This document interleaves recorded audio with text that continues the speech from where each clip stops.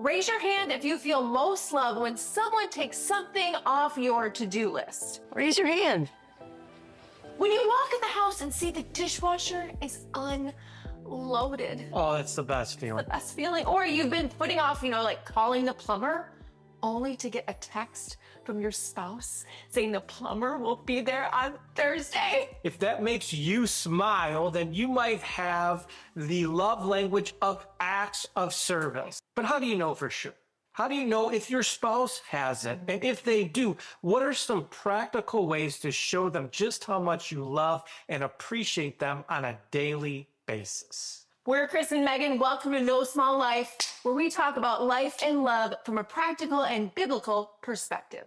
In 1992, if you were in a relationship, then chances are when you went to the movies, you were seeing The Bodyguard. You probably made a mixtape that included the beloved Boys II Men, Mariah Carey, maybe even a little Eric Clapton in there. I know I made one for you with some of that music in there. Yeah, for sure you did, son. But regardless of what was on your mixtape, for sure on your nightstand was a copy of The 5 Love Languages by Dr. Gary Chapman. Chris Ray, did you know that this book has sold over 20 million copies? I know. And there is a reason for that. And it's partly because this book claims to contain the secrets of lasting love. I believe in love. And who doesn't want that? Yeah, this book was revolutionary. It was mind-blowing because it talked about how people experience love in different ways. 5 different ways called the 5 love languages. Right. And typically, we like all 5 of these love languages at different times, but there's usually one that rises to the top for each of us and means the most to us, and it's how we personally experience love from our spouse. Dr. Chapman explains that so many issues in our marriage, and we can attest since we've seen it firsthand, they stem from the fact that rarely do spouses speak the same love language. So if we don't intentionally learn how to speak each other's love language, we could go our entire marriage thinking, I am loving them so well. Why don't they feel loved? Why do they feel disconnected? Because like you mentioned, Chris, we're usually defaulting to the way that we want to love them, and they don't necessarily feel love. For example, Chris is a physical touch person. That's like one of my last love languages on this scale. So I have to intentionally remember just to love on this guy a little bit.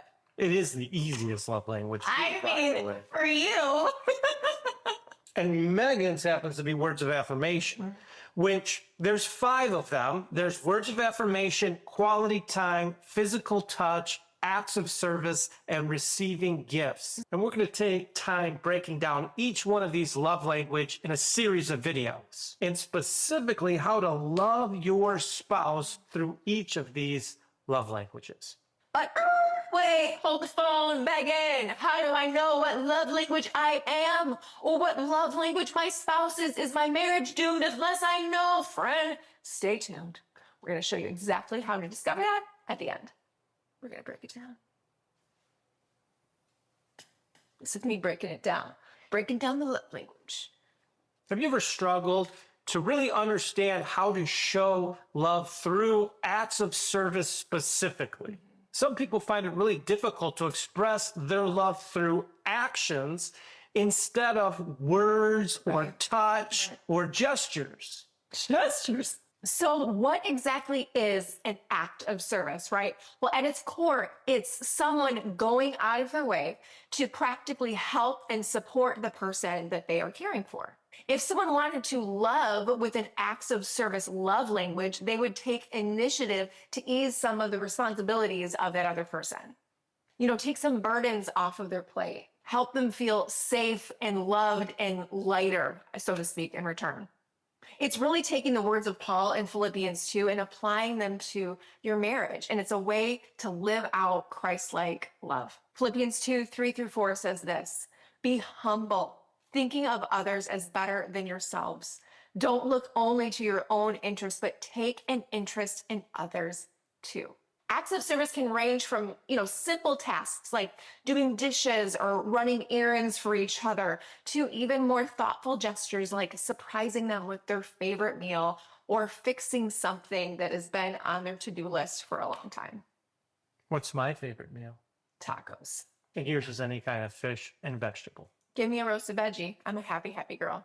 These acts, these gestures, they hold so much significance for those whose love language is acts of service because they see these actions as tangible expressions of your love and your caring and your doting, your support of them. Here's an example. Last week, I left my credit card at a restaurant. Accidentally paid the bill, put the credit card in there, walked out of the restaurant Right. without taking the credit card out of the bill. I've done it before. So when I noticed I didn't have my credit card, oh my gosh, I had this feeling inside me. I told Megan, I left my credit card there. What a hassle. The next thing I know, she's dialing the phone on her cell phone. That's how I dial. She's calling the restaurant, and before I know it, she's saying, hey, my husband left his credit card there. Do you have it? Here's his name. And they found it, and they said, we have it. Just come on in and get it. And I was like, wow, that just made me feel so loved. It literally took 60 seconds, but it was a gesture that I knew would take something immediate off of Chris's plate and mine. Which acts of service is my second highest love language. So let's get uber practical. Uber practical. That's what you get around here, guys. Give the people some very practical, boots to the ground ways to love their spouse through acts of service. Let's do it. Let's run it.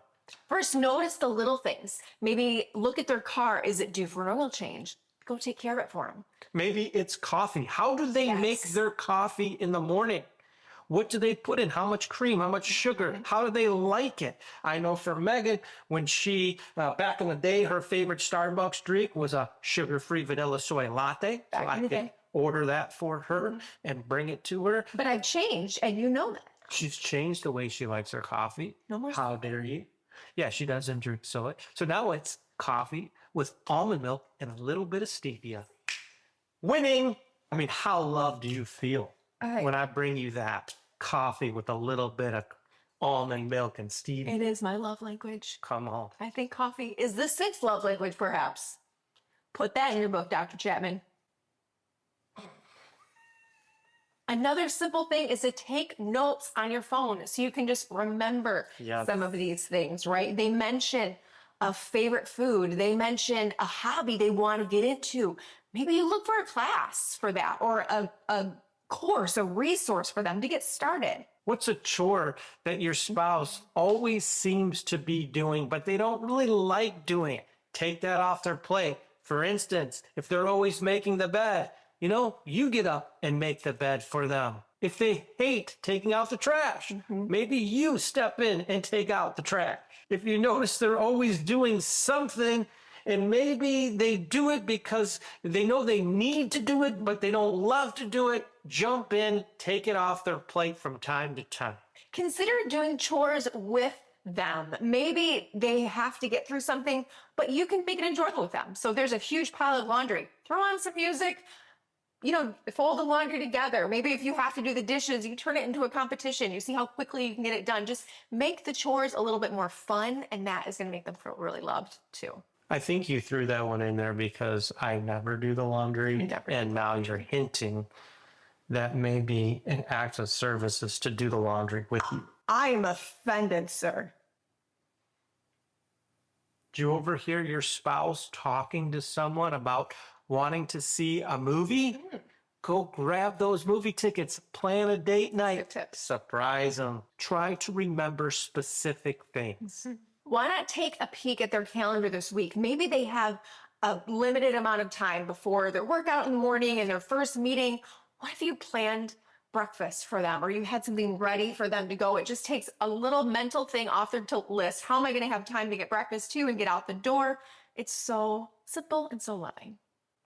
I could go for an egg sandwich. I can make that happen.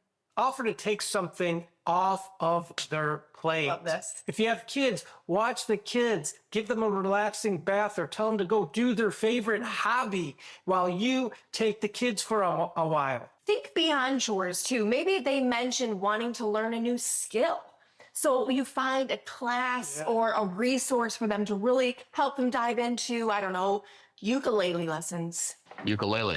Remember, the key is to be thoughtful and consistent. Good trip, yeah. Even small gestures can make a huge difference. So today, friend, we have 3 pieces of homework for you. Ready? Let's go. Write down a list of 5 things you could do for your spouse and 5 things you would love if someone did for you. Number 2, subscribe to our channel because acts of service is only one of the 5 love languages, and you have 4 more videos waiting for you with practical advice to make your spouse feel so loved. 3, take 5 minutes and you and your spouse go take the 5 love languages test that we're going to link in the description box below. Tell us in the comments which love language you are and what act of service would mean the most to you.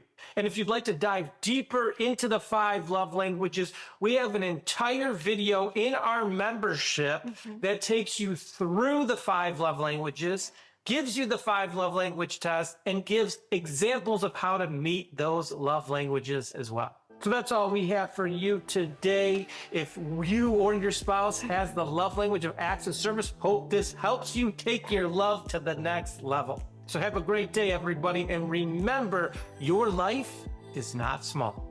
Bye, guys.